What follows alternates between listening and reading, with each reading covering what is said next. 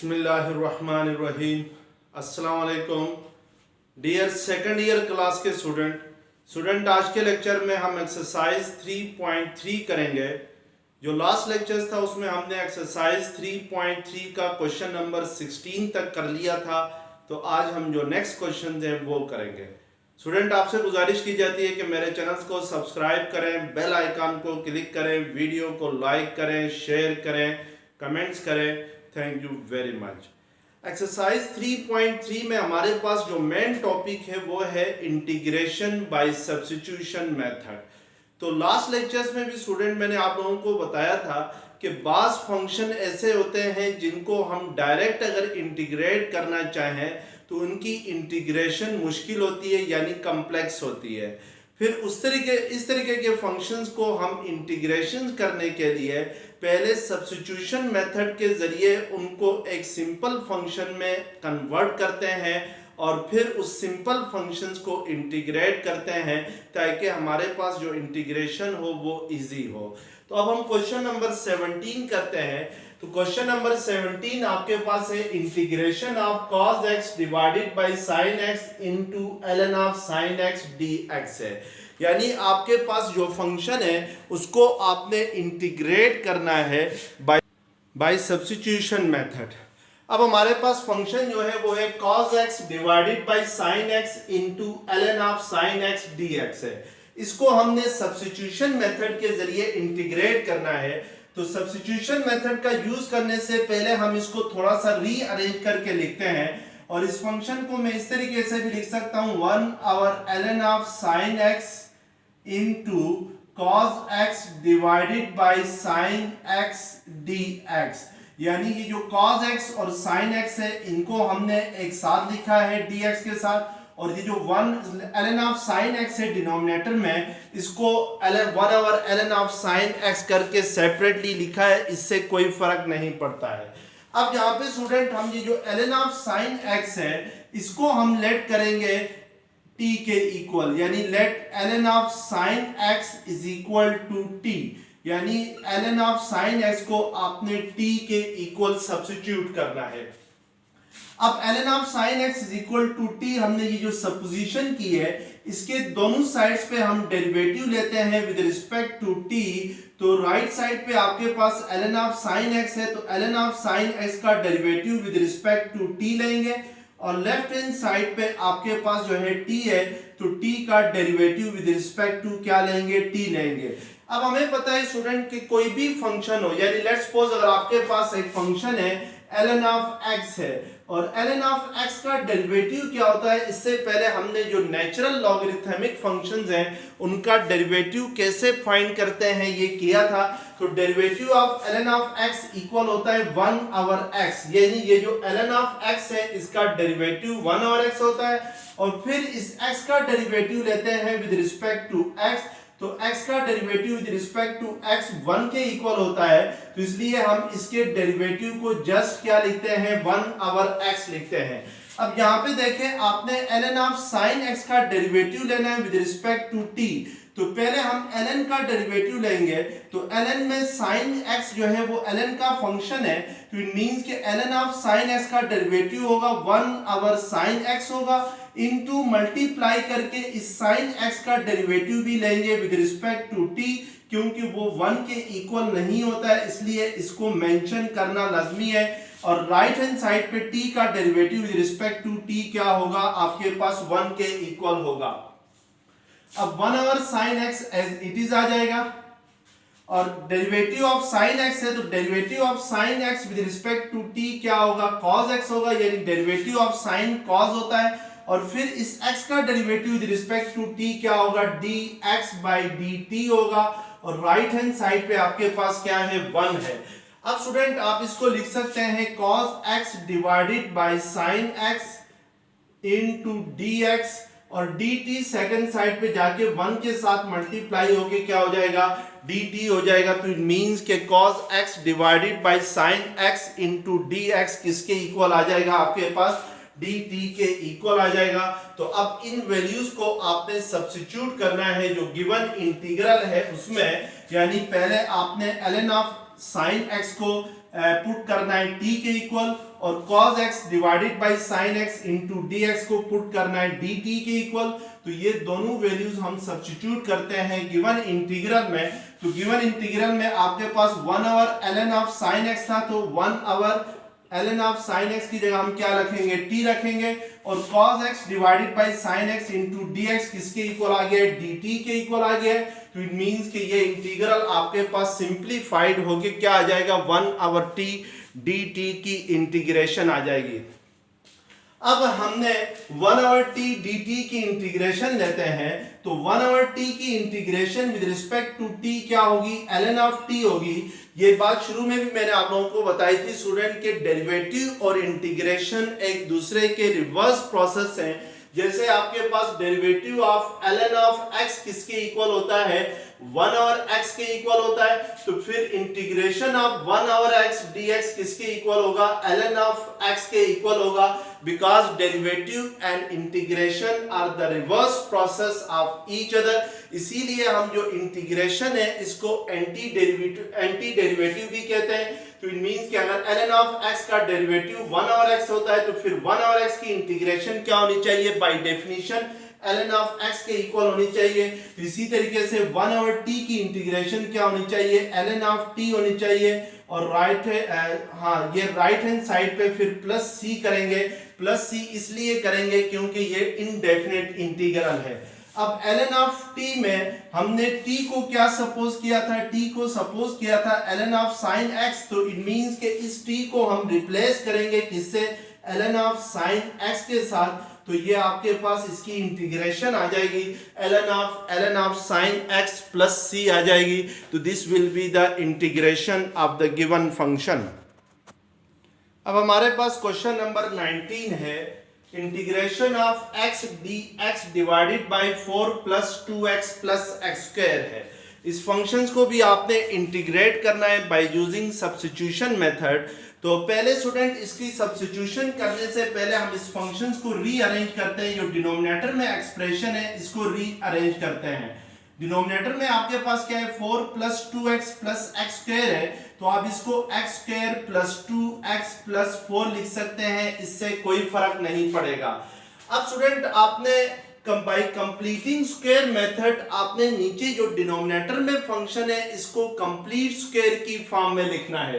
तो उसके लिए कैसे कंप्लीट स्क्वायर की फॉर्म में लिखेंगे, इसके लिए हम जो सबसे पहला स्टेप होगा वो ये होगा कि ये जो 4 है आपके पास प्लस 4, इसको हम लिख सकते हैं 1 प्लस 3 लिख सकते हैं, क्योंकि 4 किसके इक्वल होता है, 1 प्लस 3 के इक्वल होता है।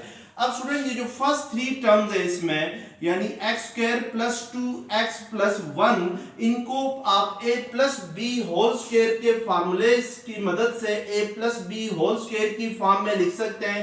यानी a plus b whole square किसके इक्वल होता था, a स्क्वायर plus 2ab plus b square के इक्वल होता है।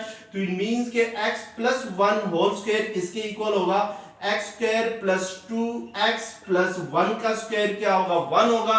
तो इट मींस के x square plus 2x plus 1 को हम x प्लस 1 होल स्क्वायर लिख सकते हैं, और ये जो लास्ट में प्लस 3 है ये एज इट इज आ जाएगा। अब नेक्स्ट स्टेप में आपने क्या करना है कि 3 को भी कंप्लीट स्क्वायर की फॉर्म में लिखना है। तो इसके लिए अगर हम लोग 3 को x प्लस 1 होल स्क्वायर को एज इट इज लिखेंगे, ये जो प्लस 3 है 3 को मैं अंडर रूट 3 का स्क्वायर लिख सकता हूं, क्योंकि अंडर रूट 3 का स्क्वायर किसके इक्वल होगा, 3 के ही इक्वल होगा। दोनों आपस में कैंसिल हो जाते हैं, स्क्वायर और स्क्वायर रूट। तो इसको इट मींस के 3 को हम अंडर रूट 3 होल स्क्वायर लिख सकते हैं। अब स्टूडेंट आपने सब्स्टिट्यूशन मेथड का यूज करना है आफ्टर सिंप्लीफाइंग द फंक्शन। के सब्स्टिट्यूशन मेथड में हमने कौन सा सब्स्टिट्यूशन करनी है, इससे पहले भी मैंने आप लोगों को बताया है कि अगर कोई function x square plus a square की फॉर्म में हो तो फिर हम x को क्या सब्स्टिट्यूट करते हैं, x को सब्स्टिट्यूट करते हैं a tan थीटा के, यानी x is equal to a tan theta let करते हैं x is equal to a tan theta अगर कोई फंक्शन आपके पास x square plus a square की फॉर्म में हो। अब हम स्टूडेंट इस x square plus a square को इस डिनोमिनेटर के साथ कंपेयर अगर करें तो हमारे पास जो फार्मूले में x स्क्वायर है उसकी जगह है x प्लस 1 होल स्क्वायर है, और जो ए स्क्वायर है इसकी जगह आपके पास अंडर रूट 3 स्क्वायर आता है। तो इट मींस कि हम यहाँ पे लेट करेंगे x प्लस 1 को, यानी is equal to under root 3 tan theta let करेंगे, क्योंकि जब आपके पास x square plus a square हो तो आप x को लेट करते हैं a tan थीटा। तो a की जगह हमारे पास अंडर रूट 3 है और x की जगह हमारे पास यहाँ पे क्या है x प्लस 1 है। तो इट मींस के फिर x प्लस 1 को हम क्या सब्स्टिट्यूट करेंगे, under root 3 tan theta substitute करेंगे। अब हम इसको मजीद सिंप्लीफाई करते हैं, यानी x plus 1 is equal to under root 3 tan theta आ गया है। तो इसके दोनों साइड पे विद रिस्पेक्ट टू थीटा क्या लेते हैं, डेरिवेटिव लेते हैं। तो राइट हैंड साइड पे आपके पास x प्लस 1 है तो x का डेरिवेटिव dx होगा और 1 का डेरिवेटिव 0 होगा। लेफ्ट हैंड साइड पे under root 3 as it is आ जाएगा। tan थीटा का derivative with respect to theta क्या होता है, सीकेंट स्क्वायर थीटा होता है। तो इट मींस कि ये आपके पास क्या हो जाएगा, under root 3 secant square theta हो जाएगा। तो इट मींस कि dx किसके इक्वल आ जाएगा, आपके पास under root 3 secant square theta के इक्वल आ जाएगा।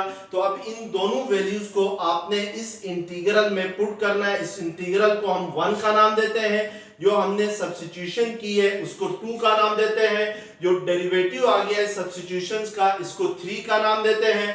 तो पुट 2 and 3 इन इंटीग्रल 1, यानी 2 और 3 को हम 1 में पुट करें तो हमारे पास क्या आ जाएगा, x dx divided by x plus 1 whole square into plus under root 3 square है। तो x की जगह आपने क्या पुट करना है, ये आपने देखना है स्टूडेंट के x को हम किस चीज से सब्स्टिट्यूट करें। अगर आपके पास x प्लस 1 क्या है, अंडर रूट 3 tan थीटा है, तो यहां से आप x की वैल्यू फाइंड कर सकते हैं। वो क्या होगी, under root 3 tan theta minus 1 होगी।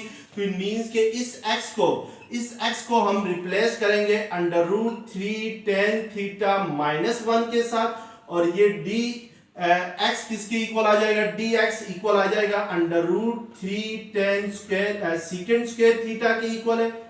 तो इसकी जगह हम under root 3 secant square theta रखेंगे और डिनोमिनेटर में x प्लस 1 को हमने क्या सपोज किया है, under root 3 tan theta suppose किया है। तो x प्लस 1 को हम रिप्लेस करेंगे अंडर रूट 3 tan थीटा से, तो ये under root 3 tan theta square हो जाएगा plus under root 3 square as it is आ जाएगा। तो हम इस तरीके से इसकी सब्स्टिट्यूशंस करेंगे। अब स्टूडेंट हमने इसको मजीद सिंप्लीफाई करना है। तो डिनोमिनेटर में देखें आपके पास अंडर रूट 3 का स्क्वायर क्या आता है, कॉमन आता है। तो दोनों में अंडर रूट 3 स्क्वायर क्या लेंगे, हम कॉमन लेंगे डिनोमिनेटर में। तो ये आपके पास हो जाएगा अंडर रूट 3 का स्क्वायर कॉमन आ जाएगा इन दोनों टर्म्स में। तो यहाँ पर फर्स्ट टर्म में tan स्क्वायर थीटा रह जाएगा और सेकंड टर्म में क्या रह जाएगा, प्लस 1 रह जाएगा। अब नेक्स्ट स्टेप के अंदर ये अंडर रूट 3 का स्क्वायर है और डिनोमिनेटर में ये अंडर रूट 3 है, तो ये आपस में क्या हो जाएंगे, कैंसल हो जाएंगे। और फिर आपने इसको मजीद सिंप्लीफाई करना है। तो सिंप्लीफाई करके इसकी इंटीग्रेशन फाइंड करनी है। अगर हम इसको मजीद सिंप्लीफाई करते हैं तो नोमिनेटर में आपके पास under root 3 tan theta minus 1 into secant square theta रह जाएगा। ये अंडर रूट 3 कैंसिल हो जाएगा। डिनोमिनेटर में आपके पास under root 3 into tan square theta plus 1 है और हमें पता है कि 1 प्लस tan स्क्वायर थीटा किसके इक्वल होता है, सीकेंट स्क्वायर थीटा के इक्वल होता है। तो इट मींस के इसकी जगह हम क्या लिख सकते हैं, सीकेंट स्क्वायर थीटा लिख सकते हैं और यहाँ पे d theta as it is आ जाएगा। अब ये सीकेंट स्क्वायर थीटा और ये सीकेंट स्क्वायर थीटा कैंसिल हो जाएंगे। तो अब आपके पास जो फंक्शन होगा रिमेनिंग वो होगा under root 3 tan theta minus 1 divided by under root 3 होगा।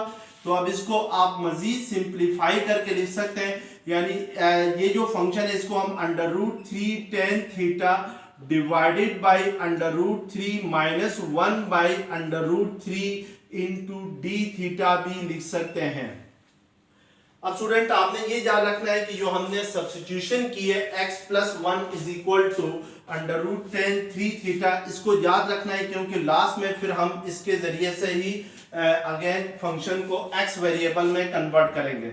अब ये √3 और ये √3 कैंसिल हो जाएंगे, तो आपके पास tan थीटा माइनस 1/√3 रह जाएगा। तो अब इन दोनों फंक्शंस की, यानी हमें पता है कि जब भी दो फंक्शंस आपस में सब्ट्रैक्ट हो रहे हो या प्लस हो रहे हो तो दोनों की इंटीग्रेशन सेपरेटली फाइंड की जा सकती है। तो हम इसको सेपरेटली इंटीग्रेट करें तो ये integration of tan theta minus integration of 1/√3 d theta आ जाएगी। तो इन दोनों की हम इंटीग्रेशन सेपरेटली लेंगे। अब नेक्स्ट स्टेप में आपने इंटीग्रेशंस करनी है, तो इंटीग्रेशन ऑफ tan थीटा किसके इक्वल होगी ये चेक करना है आपने। तो integration of tan theta equal होती है ln ऑफ सीकेंट थीटा के, यानी tan थीटा की जो इंटीग्रेशन होती है वो आपके पास क्या होती है, ln of secant theta minus 1/√3 d theta है। तो 1/√3 को इंटीग्रेशन के सिंबल से बाहर लिख सकते हैं। तो इट मींस के इंटीग्रेशन ऑफ d थीटा क्या होगा, थीटा होगा plus c as it is आ जाएगा। तो इस तरीके से आपने इसकी क्या करनी है, इंटीग्रेशन करनी है। तो ये याद रखना है स्टूडेंट के इंटीग्रेशन ऑफ tan थीटा किसके इक्वल होती है, ln ऑफ सीकेंट थीटा की इक्वल होती है। वो कैसे होती है, लेट्स सपोज जैसे हमें पता है कि tan थीटा को अगर हम लोग लिख सकते हैं, यानी इंटीग्रेशन ऑफ tan थीटा को मैं अगर सेपरेटली कर लूं तो tan थीटा किसके इक्वल होता है, sin theta divided bye cos theta into d theta के इक्वल होता है। तो यहां से देखें आपके पास डिनोमिनेटर में जो फंक्शन है उसका डेरिवेटिव अगर नोमिनेटर में एग्जिस्ट करता हो तो फिर उसकी इंटीग्रेशन क्या होती है, ln ऑफ cos थीटा होती है। तो इस तरीके से हम इसकी इंटीग्रेशन कर सकते हैं। सॉरी, इस तरीके से नहीं, बल्कि अगर आप derivative of ln of secant theta लेंगे तो वो अगेन tan थीटा बन जाता है। जैसे डेरिवेटिव ऑफ मैं ln ऑफ सीकेंट थीटा लेता हूं तो ln ऑफ सीकेंट थीटा का डेरिवेटिव 1/* सीकेंट थीटा होगा इंटू सीकेंट थीटा का डेरिवेटिव क्या होगा, secant theta into tan theta होगा। तो सीकेंट थीटा से कैंसिल होके क्या आ जाएगा, tan थीटा आएगा। तो इट मींस के अगर ln ऑफ सीकेंट थीटा का डेरिवेटिव tan थीटा हो तो फिर tan थीटा की इंटीग्रेशन क्या होगी, ln ऑफ सीकेंट थीटा होगी। तो इस तरीके से हम लोग ये इंटीग्रेशन फाइंड करेंगे। अब स्टूडेंट इसको दोबारा हमने किस में लेके जाना है, x में लेके जाना है। तो x में लेके जाने के लिए हमने यहाँ पे ये देखना है कि आपके पास ln ऑफ सीकेंट थीटा को x में किस तरीके से कन्वर्ट करेंगे और थीटा को किस तरीके से कन्वर्ट करेंगे। उसके लिए हमने शुरू में सब्स्टिट्यूशन क्या की थी कि x+1 को हमने सब्स्टिट्यूट किया था √3 tan थीटा से। पहले हम यहाँ पे चेक करेंगे कि अगर सीकेंट थीटा की वैल्यू क्या होगी, इस सब्स्टिट्यूशन की मदद से हम सीकेंट थीटा की वैल्यू फाइंड करना चाहें तो यहाँ से tan थीटा किसके इक्वल आ जाएगा, x+1 डिवाइडेड बाय √3 के इक्वल आ जाएगा। और हमें पता है कि 1 + tan स्क्वायर थीटा किसके इक्वल होता है, सीकेंट स्क्वायर थीटा के इक्वल होता है। तो इट मींस कि ये 1 + x+1 whole square divided bye √3 का स्क्वायर आ जाएगा, सीकेंट स्क्वायर थीटा। अगर tan थीटा की वैल्यू पुट करते हैं तो यहां से आपके पास ये √3 का स्क्वायर 3 होता है। तो 3 + 1 x+1 होल स्क्वायर को अगर एक्सपेंड करें तो ये x² + 2x+1 हो जाता है। तो ये सीकेंट स्क्वायर थीटा आ जाएगा। तो यहां से सीकेंट स्क्वायर थीटा किसके इक्वल आ जाएगा, 3 + 1 4 होता है। तो इट मींस के x² + 2x+4 डिवाइडेड बाय 3 आ जाएगा। सीकेंट थीटा किसके इक्वल आ जाएगा, √x² + 1 √x² + 2x+4 divided by 3 के इक्वल आएगा। तो इट मींस कि ये ln एज इट इज रहेगा। इस सीकेंट थीटा की जगह हम वैल्यू लिख सकते हैं x√x² + 2x+4 डिवाइडेड बाय 3 लिख सकते हैं। माइनस आपके पास थीटा है तो यहाँ पे देखें आपके पास tan थीटा किसके इक्वल है, x+1 डिवाइडेड बाय √3 के इक्वल है। तो आपने यहीं से इस वैल्यू से थीटा की वैल्यू फाइंड करनी है। तो थीटा किसके इक्वल आएगा, tan inverse of x+1 divided by √3 आ जाएगा। तो इट मींस के इस थीटा की जगह हम क्या पुट कर सकते हैं, tan इनवर्स ऑफ, इस थीटा की जगह आप पुट कर सकते हैं tan inverse of x+1 divided by √3 और प्लस सी क्या आ जाएगा, एज इट इज आ जाएगा। तो इट मींस के इस तरीके से हम क्या करेंगे, इसकी इंटीग्रेशंस को कन्वर्ट करेंगे किसमें, एक्स में। अब यहाँ पे स्टूडेंट एक चीज रह गई है कि 1/√3 डी थीटा था, तो इसके साथ 1/√3 भी आ रहा है, तो इसको भी आपने मेंशन करना है कि 1/√3 थीटा के साथ क्या हो रहा है, मल्टीप्लाई हो रहा है। तो इस तरीके से हम इसकी इंटीग्रेशन फाइंड करेंगे। अब आपके पास क्वेश्चन नंबर 21 है, integration of sine cube x d x है। तो इसको भी आपने सब्स्टिट्यूशन मेथड के जरिए इंटीग्रेट करना है। तो सब्स्टिट्यूशन मेथड से इंटीग्रेट करने से पहले स्टूडेंट हम इसको थोड़ा सिंप्लीफाई करते हैं। तो साइन क्यूब एक्स को आप sine square x into sine x d x लिख सकते हैं, इससे कोई फर्क नहीं पड़ता है। और अब हमने पढ़ा हुआ है कि साइन स्क्वायर एक्स किसके इक्वल होता है, साइन स्क्वायर एक्स इक्वल होता है 1 माइनस कॉस स्क्वायर एक्स के इक्वल होता है।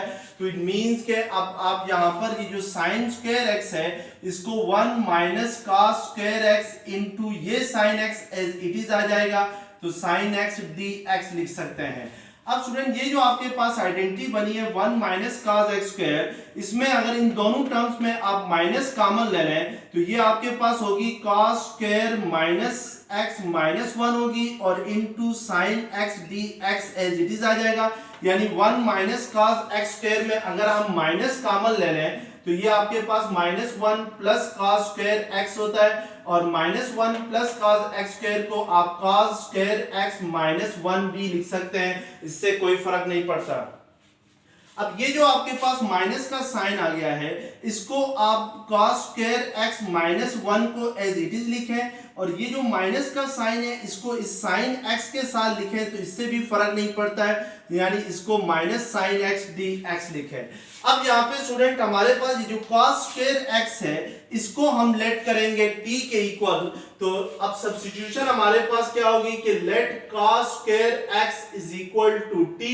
अब दोनों साइड से ये जो सब्स्टिट्यूशन की है इसके दोनों साइड पे हम क्या करेंगे, इंटीग्रेट करेंगे with sorry cos square x को नहीं, कॉस स्क्वायर एक्स को आपने t के इक्वल लेट नहीं करना है, बल्कि हाँ बिल्कुल कॉस एक्स को t के इक्वल लेट करना है, कॉस स्क्वायर एक्स को नहीं, cos x को t के इक्वल लेट करना है।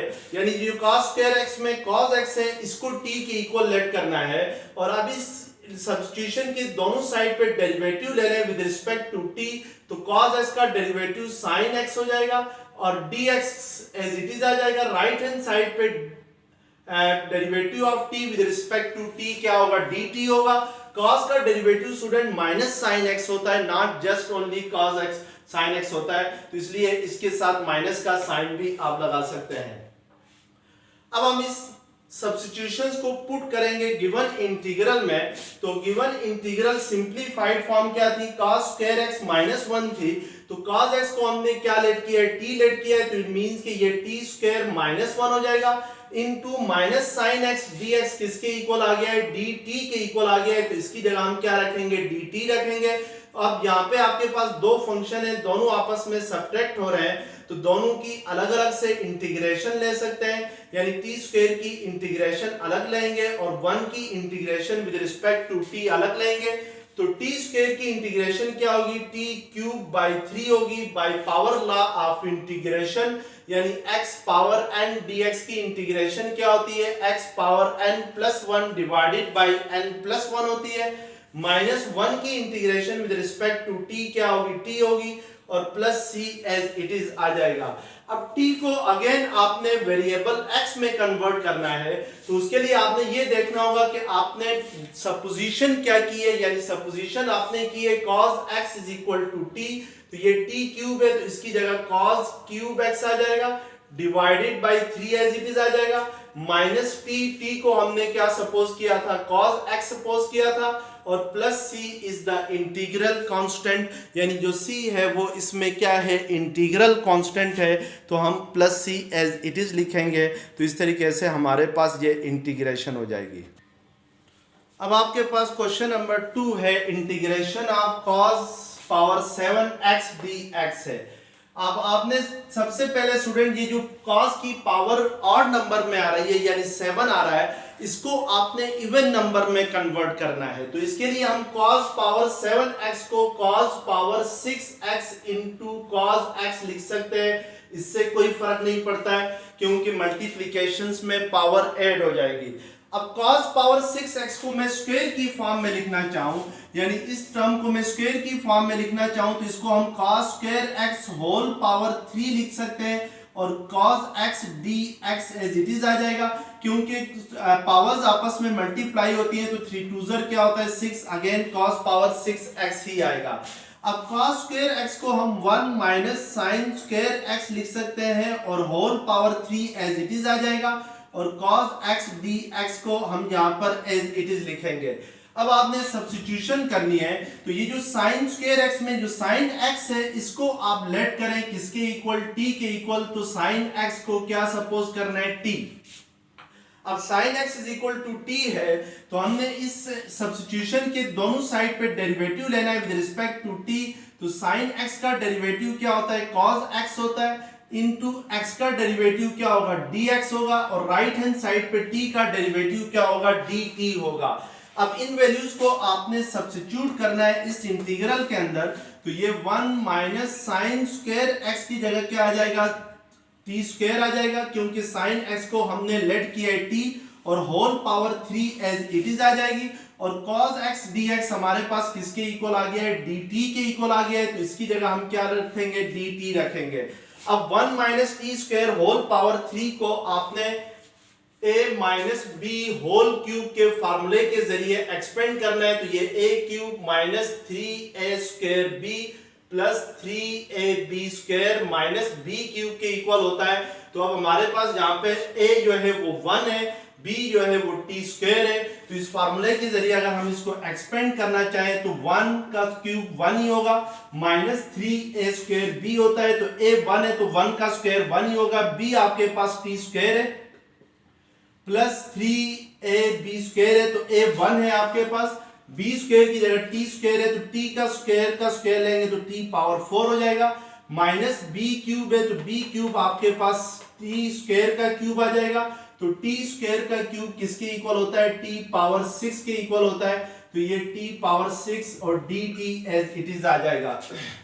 अब स्टूडेंट ये जो आपके पास फंक्शंस हैं ये आपस में प्लस माइनस हो रहे हैं, तो इनको हम सेपरेटली इंटीग्रेट कर सकते हैं। तो इट मींस कि 1 की इंटीग्रेशन हम सेपरेटली लेंगे, माइनस 3t स्क्वायर की इंटीग्रेशन लेंगे तो 3 इंटीग्रेशन से बाहर आ जाएगा, तो हमें t स्क्वायर की इंटीग्रेशन लेनी पड़ेगी, प्लस 3t पावर 4 है तो 3 को इंटीग्रेशन के सिंबल से बाहर लिखेंगे तो t पावर 4 की इंटीग्रेशन करनी होगी, माइनस t पावर 6 है तो t पावर 6 की इंटीग्रेशन करनी होगी विद रिस्पेक्ट टू t।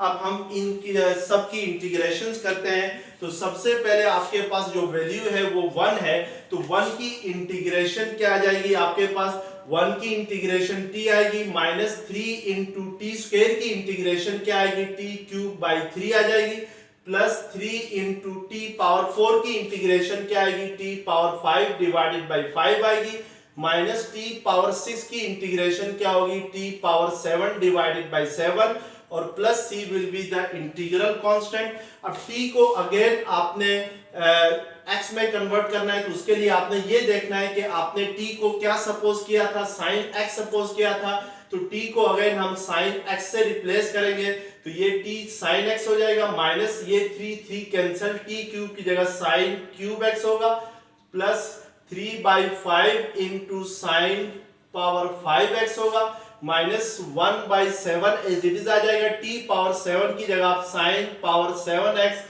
और प्लस c लास्ट में लिखेंगे, तो this will be the integration of the given function.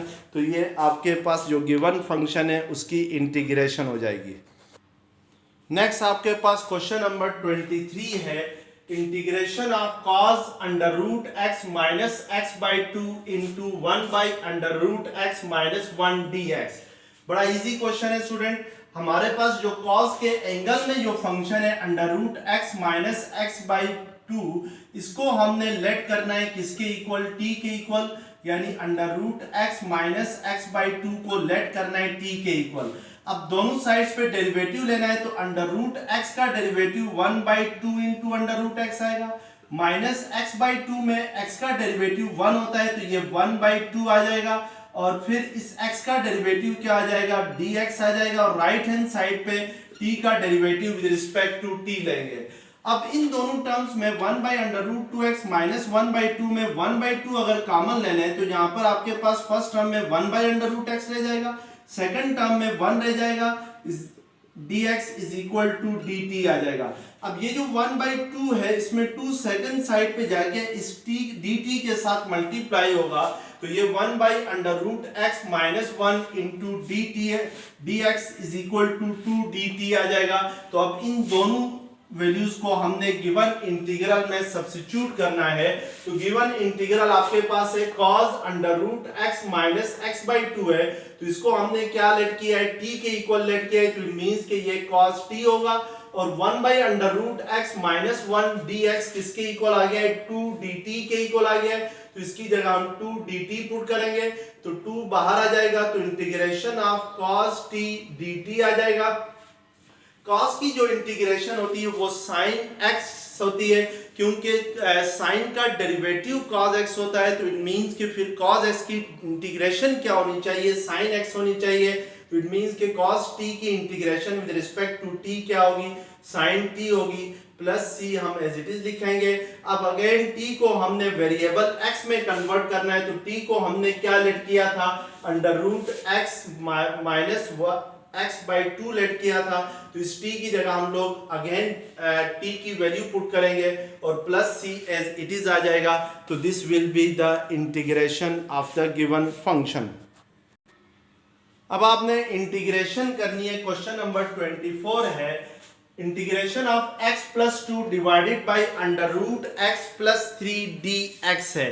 तो इसमें स्टूडेंट पहले इसको सिंप्लीफाई करना है आपने, तो x+2 जो नोमिनेटर में फंक्शन है उसमें ये जो +2 है, 2 की जगह मैं 3 - 1 लिख सकता हूं, इससे कोई फर्क नहीं पड़ता है, क्योंकि 3 - 1 भी किसके इक्वल होता है, 2 के ही इक्वल होता है।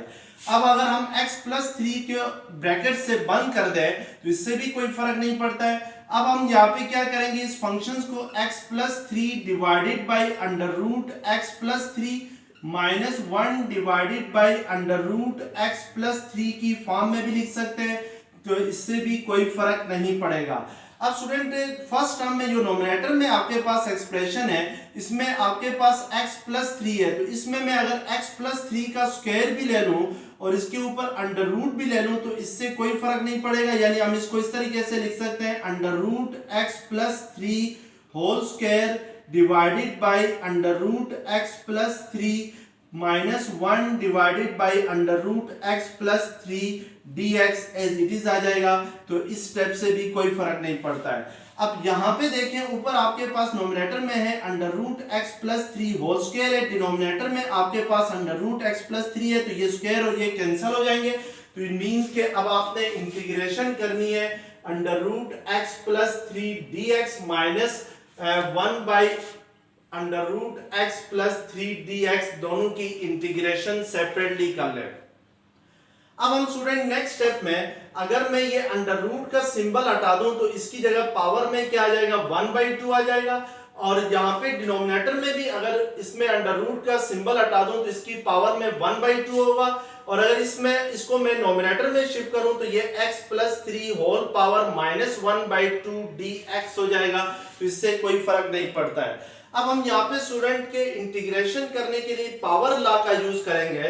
तो पावर लॉ ऑफ इंटीग्रेशन क्या होता था कि इसको कहते हैं generalise form of power law of integration, और यानी integration of ax plus b whole power n dx equal होती है ax plus b whole power n plus 1 divided by n plus 1 into x का कोफिशिएंट n प्लस 1 के साथ multiply होगा।